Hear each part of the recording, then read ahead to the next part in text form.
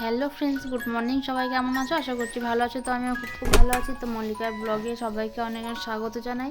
তো দেখো, আজকে একটা নতুন ব্লগ নিয়ে চলে এসেছি। আজকের ব্লগটা হচ্ছে একদম অন্যরকম। আজকে হচ্ছে একটু রোদে চা করব। তো আমি এমনিতেই চা খাই না, তাও আজকে দেখবো রোদের এত জোর। আমি যে দেখি ডিম ভাজতে গিয়ে তো ডিমটা ভাজতে পারলাম না, তাহলে চা করে দেখি চা হয় কি না। তো তারপর আমি ছাদে সব নিয়ে একসঙ্গে নিয়ে চলে এসেছি, জল, চা, চিনি একসঙ্গে নিয়ে চলে এসেছি। তো চাটা জানি না কেমন হবে, মানে খুব টেনশান হচ্ছে। সত্যি আদৌ চা হবে তো? যা রোদের জোর আশা করছি হওয়ার কথা, আর রোদের খুবই জোর।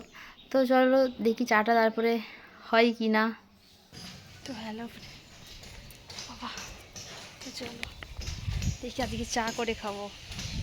দেখো টিপ মিপ সব দেখেছে, উঠে চলে গেছে। আর রোদের জোরটা দেখো, বাপরে রোদের জোর দেখেছো?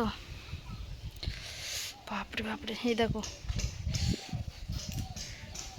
চা হচ্ছে, দেখো হালকা হালকা, দেখো কেমন চা হালকা হালকা রং হয়েছে।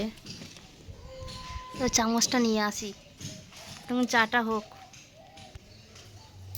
দেখো এত গরম, চটি পড়তে গেছিলাম আবার। এদিকে চা দেখি, চা দেখো, কালারটা দেখো, দুধ কত সুন্দর এসছে। দূর থেকে ধর, দূর থেকে দেখ কত সুন্দর কালারটা। দেখি একটু চা,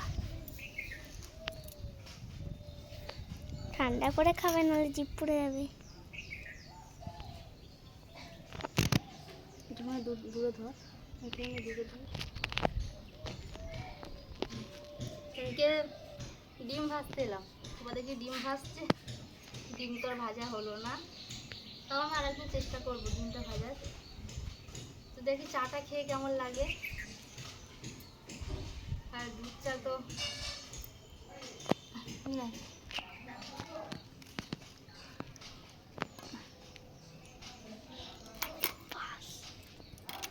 আমার একটু খেতে দিও গো।